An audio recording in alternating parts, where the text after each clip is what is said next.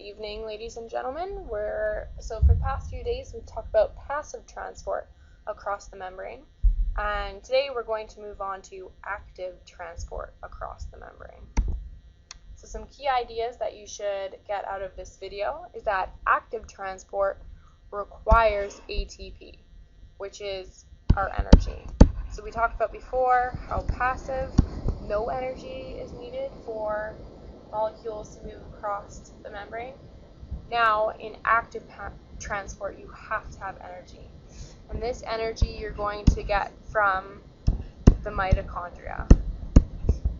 So if I were to ask you a question about how the mitochondria is related to active transport, you should be able to tell me that it produces the ATP required to move a molecule across the membrane during active transport.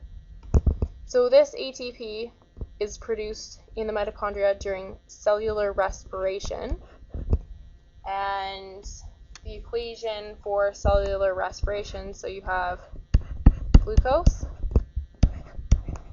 and oxygen in our body, is going to go through the mitochondria and come out as carbon dioxide, water, and energy, or ATP.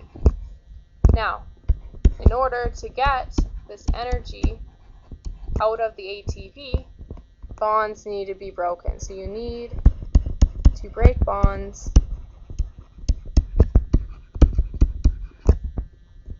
in order to release energy.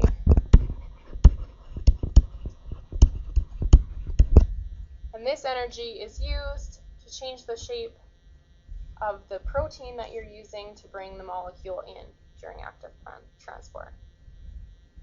So the second key idea about active transport is that it moves against the concentration gradient. So passive transport, we said it was going down or with. Now we're saying that active transport, is against. So this would be meaning it goes from low concentration to a high concentration. So there are two types of active transport that we're going to discuss. The first type of active transport is active transport that uses a carrier protein. So the carrier protein is going to move the particles against the concentration gradient by using energy. So here in our sample picture, we see a low concentration of solute on this side, and it's going to go into our carrier protein. So this would be our carrier protein. And when it goes into our carrier protein, our energy is going in our ATP, the bond is going to be broken, energy is going to be released, and it is this energy that allows our solute to move out because our carrier protein here changed shape. So energy causes a change in shape of the carrier protein, and this allows for the particle to be moved to the side of higher concentration. So low concentration into our carrier protein, bond is broken of ATP, energy is released, shape is changed of our carrier protein, solute comes out on the side of higher concentration. An example of this would be a sodium-potassium pump in our body, or this would be an example in nerve cells. And our nerve cells are pumping sodium into our cell, which has a higher concentration, and pumping potassium out of our cell, where there is a higher concentration on the outside of the cell. And this action of pumping sodium in and pumping potassium out against their concentration gradients causes an impulse to be sent down the nerve cell in order for a message to be relayed. So again, difference between passive and active transport. Passive, no energy is being used, and we can see that it's going from a high concentration and diffusing into a low. So it's going from high to low concentration. And then for our active, we can see here, this side has a low concentration. It goes through our carrier protein.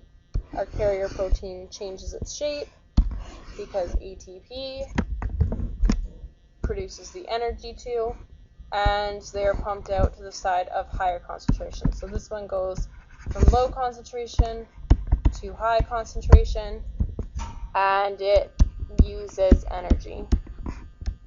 So we said the first type of active transport was active transport using a carrier protein. The second type of active transport is active transport using a vesicle. And again, there's two types of active transport using a vesicle. There's endocytosis, or movement in the cell, and there's exocytosis, so movement out of the cell.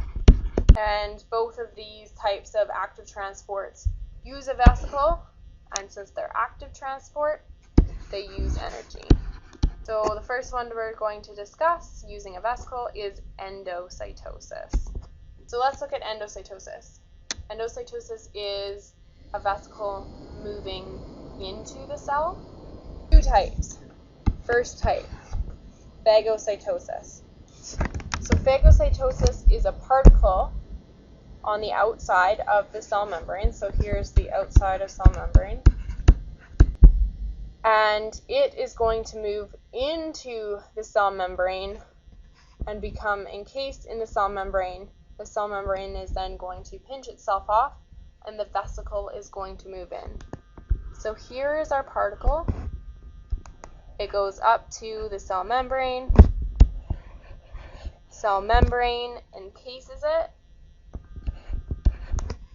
and then it's going to pinch itself off, and the particle is then going to move into the cell inside of a vesicle. So we call phagocytosis cell eating because it is a particle moving into the cell. So the second type of movement into the cell is pinocytosis. So the second type of endocytosis is pinocytosis, and it's going to be the same idea, except for we're talking about extracellular fluid instead of a particle. So phagocytosis is a particle, pinocytosis is extracellular fluid. So the extracellular fluid comes up to the membrane encases it, and then it pinches it off, and the extracellular fluid enters by a vesicle. So the reason why we call it cell drinking is because it's fluid that's coming inside. So phagocytosis is cell eating because it's a particle. Pinocytosis, cell drinking because it is fluid. So the first type of using a vesicle, active transport using a vesicle, was endocytosis. Now we're going to talk about the second type, which is exocytosis. So exocytosis is a vesicle inside the cell fusing to the membrane and releasing its contents. So it's going from the inside to the outside. So here we have our vesicle. It's going to come and it fuses with the cell membrane. And once it fuses, it opens up and the particles are released into the extracellular fluid. So this would be the outside of the cell. This would be the inside of the cell. So endo means coming in. Exo is like exit. The vesicle is releasing its contents, and the contents are going to exit the cell. So here's a look again. So we know vesicles come from the Golgi apparatus. So here's our Golgi. Vesicles are going to come from the Golgi. They're going to have their proteins inside to be released outside of the cell membrane. They come up to the cell membrane, the vesicles fuse, and the contents are then released outside of the cell membrane. So from this video, you should be able to do two things. You should be able to compare active transport to passive transport, remembering that active, we use energy and we go against the concentration gradient. And the second thing that you should be able to do is give examples of two types of active transport. So we talked about using a carrier protein and using a vesicle. So using a vesicle, we talked about endocytosis and we talked about exocytosis.